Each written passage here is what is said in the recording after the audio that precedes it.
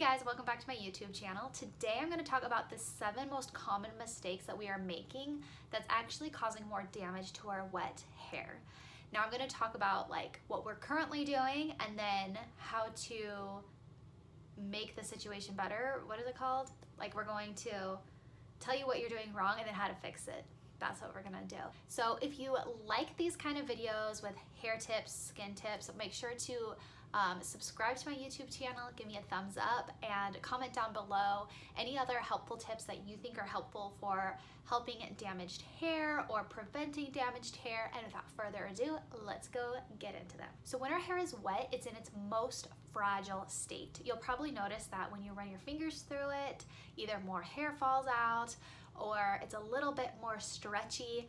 So we want to make sure that whatever we're doing to our hair when it's wet is going to make sure that it is not creating any more damage, because after years of either dyeing it, bleaching it, using the wrong type of products, not being nice to it, heat, health problems, all that kind of stuff, our hair's already damaged. So we need to make sure that we aren't damaging it any further and preventing it. Preventing is way easier than reversing the problem. So here are the 7 most common mistakes you're probably making. So the first thing that you might be doing that you need to stop is do not brush your hair right away.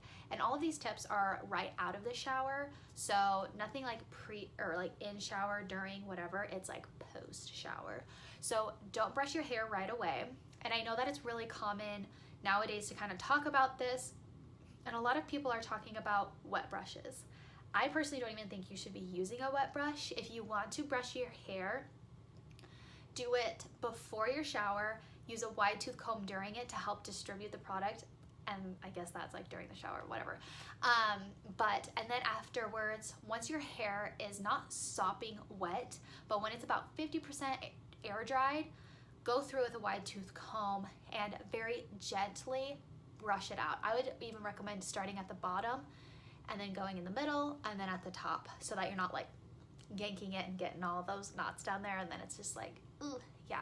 Because when you're pulling on it and if you have a tangle, you're just stretching it out more, probably breaking it, and we don't want that. And if you're using like a regular brush, it doesn't have that like forgiving bristles that like wet brushes do, or like that really wide tooth comb, that like forgiveness that it has. So stop brushing your hair right out of the shower. Next is don't put your hair in a towel or a hair turban.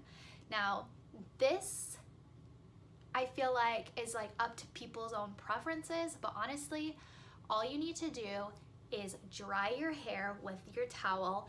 Some people will say a microfiber towel or a t-shirt. I personally just use whatever towel I have. I'm not gonna go buy a special towel for my hair. Maybe I should, I don't know. Let me know if you know the science behind that.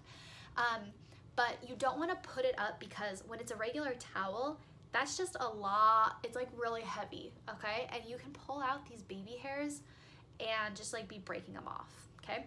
And the same kind of goes for like a hair turban, or like, you know, I feel like they're like all the rage right now. You like wrap your hair up and it's supposed to dry your hair a little bit more or faster. But honestly, once again, your hair is so fragile that you wrapping it up and putting it in there can even cause more like knots and tangles, so then you have to brush it out and you could even break your hair in the process of putting it up and taking it down. So just strictly dry it once you get out with a towel. Let it air dry with nothing else, okay? Put the towel away. The next step might kind of shock you is don't just air dry your hair. So we have been told for so long heat is bad for your hair and don't blow dry your hair, okay? Well, actually, what you should do instead is have your hair air dry for about 80 to 85% and then go in with a blow dryer in like a medium or low heat and dry the rest of your hair.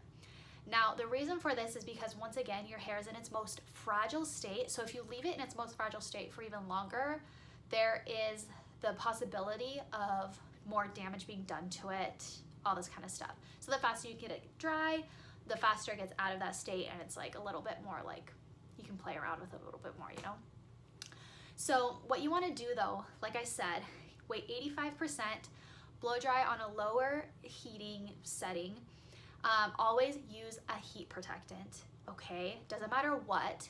And you're not over drying your hair, okay? Once it's dry to the touch, you're done, okay? Or you can even leave it a little bit, not wet or damp, but like, it doesn't have to be 100% perfect, okay? You just wanna get it out of its most fragile state. So try that. Okay, and now you don't want to sleep in wet hair. Now there's more reasons why you don't want to sleep in wet hair than just damaging your hair. It's not good for your health. You could get acne.